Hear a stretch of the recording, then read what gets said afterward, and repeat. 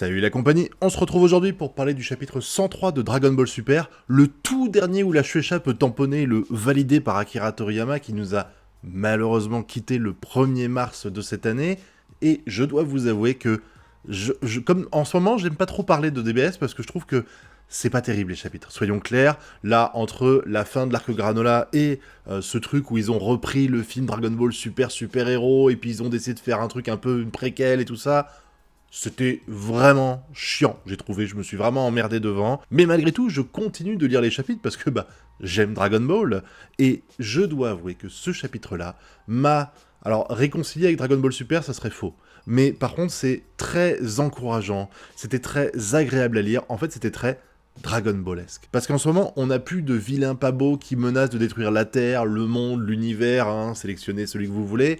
On a juste la Z-Team qui discutent ensemble, qui s'amusent ensemble, avec une conclusion, je trouve, très belle de tout ça. On va revenir dessus. Alors déjà, pour commencer, on a le combat entre Goku et Gohan Beast.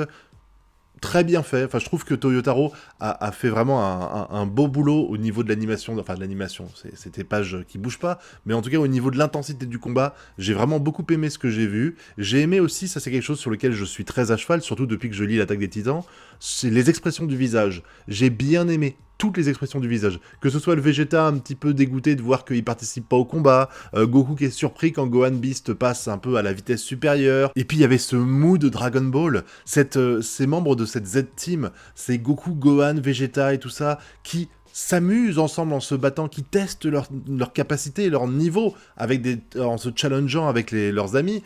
C'est quelque chose qui est très commun dans Dragon Ball, ce genre de cas, et on retrouve pas ça quand on regarde Bleach ou autre, mais j'ai beaucoup aimé cette vibes Dragon Ballesque qu'on a eu dans ce chapitre de DBS, et puis il n'y a pas que ça. Alors déjà, on va parler vite fait, pas des polémiques, mais des questions qui sont posées au travers des réseaux sociaux, des commentaires que j'ai eus sur mes vidéos et tout ça.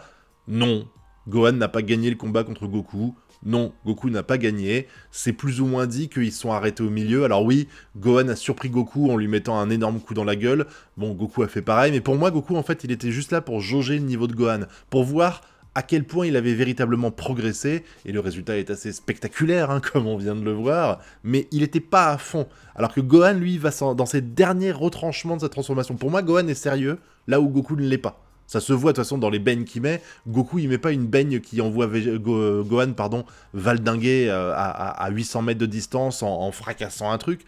Il l'attaque quand même, on est d'accord. Mais globalement, il passe plus de temps à se défendre qu'autre chose. Sauf quand il dit « Regarde à quel point j'ai élevé mon niveau », il l'attaque plus pour lui montrer « Regarde à quel point j'ai progressé » que véritablement pour essayer de lui en mettre plein la vue. Alors que Gohan, son but, c'est d'en mettre plein la vue à Goku. Et il y arrive très bien d'ailleurs. Il arrive à le surprendre, même en Ultra Instinct et tout. C'était vraiment très bien fait. Ceux qui disent que Gohan n'était pas à fond, il dit littéralement qu'il l'est. Il dit que s'il va plus loin, il relâche la bête et qu'il a plus conscience de ce qu'il fait. Pour moi, quand t'as plus conscience de ce que tu fais, c'est plus vraiment ta puissance. C'est une puissance qui n'est plus du tout maîtrisée, donc ça ne compte pas véritablement. Donc pour moi, Gohan était à fond. Actuellement, ça veut dire qu'il a le potentiel, et il a réussi à tenir tête à l'Ultra Instinct, ce qui est déjà très bien, honnêtement. Et puis comme dit Vegeta, même s'il y avait le même niveau de puissance, il y a l'expérience qui fait la différence. Gohan ne se bat plus depuis des années, Goku il a fait que ça depuis qu'il est né quasiment, donc on le voit, et puis comme Goku dit, il essayait pas de gagner. C'est là la différence, je pense. Goku il essayait pas de gagner. Il voulait juste jauger le niveau, et il a réussi. Il a réussi, puisqu'au final, il dit maintenant... c'est un peu la conclusion qu'on avait eue de l'arc Cell qui revient, en fait. C'est maintenant, même si je suis plus sur Terre, il y a des gens pour la protéger et tout ça. Il dit même que Piccolo est dans le même cas de figure que lui, ce qui laisse un peu rêver pour la suite. Et quand Goku demande des explications à Gohan, Gohan dit qu'en fait, il a été à la limite de son pouvoir avant de perdre le contrôle, et ça fait vriller Goku, enfin ça fait tiquer Goku, qui se dit « Ah, perdre le contrôle, Broly, tout ça, et il joue les sensei. Beaucoup de gens critiquent. Dans ce chapitre-là, j'ai vu pas mal de gens, et on en parlera après, critiquer le fait que Goku, il oublie qui est Pan.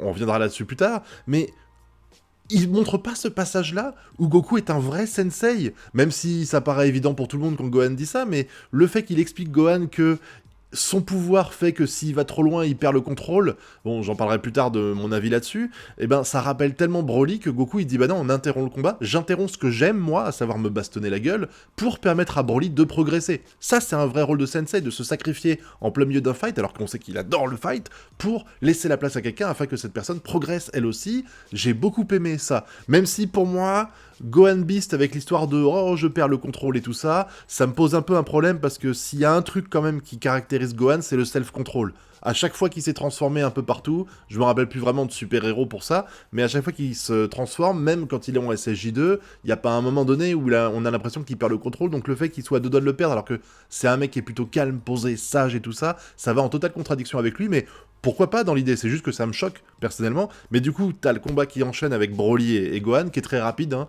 mais j'ai bien aimé, surtout la tête de Broly quand il voit la transformation de Gohan, il est émerveillé par ça, et il va progresser. Un peu vite je trouve quand même, hein, en 3 cases le gars il progresse, mais il arrive à progresser grâce à Gohan, et du coup tu sens que ce chapitre là pour moi, en plus d'être une conclusion, je le vois comme ça, on en reparlera après, c'est clairement fait, il est clairement fait pour te dire aujourd'hui, jusqu'à présent, t'avais Goku et Vegeta qui menaient la danse. Il y avait que eux. Si jamais il y avait un antagoniste un peu sérieux qui était là, c'était soit Goku Vegeta, soit personne. Parce que à chaque fois, c'est des seconds couteaux qu'on se mange.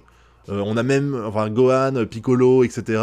Ils ont des antagonistes, genre des sbires qui sont pas du tout à niveau face au méchant principal.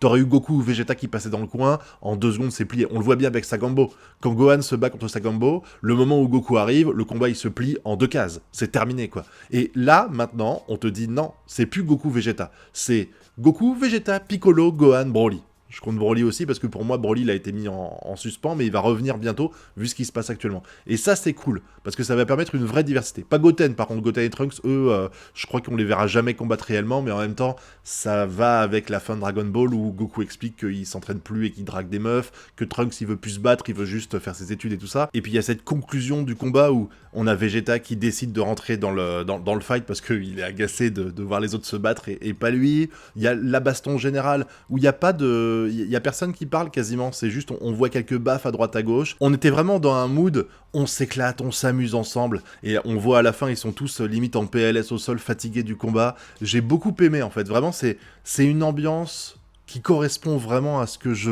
pense, à ce que je ressens quand je vois Dragon Ball, et ça va continuer après. Là, ils vont se faire un petit repas, hein, digne d'Astérix, hein, quand ils concluent les épisodes, les chapitres, enfin les BD, on va dire les tomes, et on voit d'ailleurs, il y a l'armée du ruban rouge qui est là. Première polémique hein, qu'il y a eu à propos du fait que le ruban rouge était là, que on se demande pourquoi ils sont là, que Vegeta dit c'est qui c'est Gus je crois. Ben, l'armée du ruban rouge, oui, Bulma les a côtoyés, oui, elle a dû en parler à Vegeta. Après, le fait que Vegeta, si jamais il est au courant, déjà, elle lui en a pas parlé ce matin, hein, à mon avis, elle en a parlé il y a des années de ça, ben, ça a pu rentrer par une oreille et sortir par l'autre, hein. On sait que Vegeta, il a beau aimer sa femme, c'est clair, il a beau aimer son fils, c'est clair, c'est pas vraiment l'oreille attentive qui est dans le lit, il dit « Alors chérie, parle-moi de ta journée ». Voilà, il est pas vraiment comme ça, donc les gens qui veulent absolument taper sur Dragon Ball Super, pour taper sur Dragon Ball Super, trouver d'autres combats, il y en a sans doute une chier à trouver là-dedans, et puis le passage où Goku il revient voir Piccolo, alors... J'ai bien aimé, moi j'ai trouvé ça drôle, le fait qu'ils reconnaissent pas, enfin que quand on lui dit je vais chercher Pan, ils comprennent pas. Je rappelle qu'en japonais Pan c'est pain, et du coup le fait que il est dans l'euphorie, il vient de donner un power-up à Broly, grâce à lui on peut dire, il s'est battu avec son fils qui est revenu à niveau enfin, il est très enthousiasmé par ça, c'est quelque chose qu'il regrettait beaucoup, il l'a dit à plusieurs reprises, que son fils s'entraîne plus, que son fils soit pas à niveau, là il est enthousiasmé par ça, et par le fait que Piccolo, il est revenu à un niveau décent. La dernière fois qu'il s'est véritablement battu contre Piccolo, c'était à Ma Junior. Enfin, quand il se battait au Budokai Tenkaichi, c'était il y a 15 ans de ça. Donc l'idée de pouvoir réaffronter Piccolo à son prime et qu'il y ait un combat à peu près équilibré entre les deux, c'est quelque chose qui l'excite à mort. Donc quand il dit je peux pas, je vais chercher pain, je vais chercher du pain du coup en japonais, bah la première chose qui tique c'est bah merde, tu vas pas chercher du pain, on va se battre, c'est quand même vachement plus important. Moi c'est comme ça que je le comprends quand il dit ça. Le fait qu'il ait pas pensé 2 secondes, pendant 2 secondes qu'il ait pas pensé à sa fille, à sa petite fille, ça me paraît pas aberrant, notamment vu le personnage. Et puis j'ai fait une vidéo sur la chaîne principale que je vous invite à voir si vous avez encore des doutes, mais je rappelle que Goku, il a passé 7 ans dans l'autre monde, à jamais demander à Kaio de voir ce qui se passe dans le monde des vivants pour savoir si Chichi et Gohan vont bien, parce qu'il n'était pas au courant du fait qu'il avait eu un autre fils qui s'appelle Goten. Je sais pas, ça me fait vriller. Si vous êtes mort et que vous avez les capacités de voir comment vont les gens que vous aimez en bas, vous allez le faire. Ça me paraît évident, vous allez pas vous dire « Oh, bah les couilles, je reste là ». Donc non, Goku, il s'intéresse à sa famille quand elle est en danger. Si demain, un adversaire menace de buter Gohan ou de buter Chichi, là, il va montrer les crocs et il va se vénérer, on est d'accord. Mais par contre, si Chichi va bien, bah les couilles d'elle, il va pas l'aider à faire leur passage, le ménage, à ramener des sous à la maison, Chichi, elle est obligée limite de le forcer pour qu'il le fasse. Tu vois bien qu'il est pas intéressé par la famille. Enfin, il est intéressé, mais dans les limites du raisonnable. Voilà, c'est tant qu'elle va bien, il n'y a pas de souci. Donc là, le fait qu'il sait qu'on est dans un monde en paix, que tout va bien et tout ça, Pan, qu'il a pas vu depuis 3 ans, je crois. Hein. La dernière fois qu'il l'a vu, Pan, elle était bébé, hein, pour moi. Hein. Qu'il a pas vu depuis 3 ans, pour moi, bah c'est normal qu'il réagisse comme ça quand on lui parle de Pan. Et puis, on a ce final que j'ai bien aimé. Il n'y a pas de texte. Il n'y a pas de texte. On a juste des expressions faciales qui permettent de comprendre la situation, avec Gohan, Piccolo et Goku qui retournent voir, enfin qui vont chercher sa fille à l'école, hein, tout simplement. Et j'ai bien aimé, tu sens que Pan, elle demande à Gohan qui c'est, qu'elle est un peu vénère parce que son grand-père, ça fait des années qu'il vient pas la voir, et que du coup, elle l'attaque directement, il se protège, il sourit parce que c'était un petit moment complice entre les deux, et puis qu'ils partent tous les deux comme ça, en faisant la course entre Goku et Pan. Ça me donne des frissons d'en parler parce que je trouve ça vraiment incroyable. Entre Goku et Pan qui se partent comme ça, Gohan qui a pas compris sur le coup, qui est pas dans le même délire qu'eux, et qui part derrière, et Piccolo qui dit au revoir à la maîtresse et qui s'en va. Tout ça sans une bulle de dialogue. Vraiment, c'était la fin parfaite. Moi, si on m'explique alors je sais que c'est frustrant parce que on a ouvert plein de choses avec Dragon Ball Super, les univers détruits, le démon qui a buté les parents de Jiren, la time machine de l'univers 12, Black Freezer et tout ça, on peut pas s'arrêter là. On a tellement ouvert de voies que tu peux pas arrêter et dire Goku, Freezer Black, on le laisse, c'est bon, y a pas de problème. Mais cette conclusion, c'est sans doute la plus belle que j'ai vue de tout Dragon Ball. Je suis désolé, je sais qu'il y a beaucoup de gens qui détestent Dragon Ball Super, et il y a plein de choses qui font que Dragon Ball Super, c'est pas terrible du tout, c'est pas du tout à niveau de Dragon Ball et Dragon Ball Z, mais une fin comme ça, posée, presque mature, vous voyez, où t'as Goku et Pan qui partent ensemble, c'est ce que je voulais voir dans la fin de Dragon Ball Z.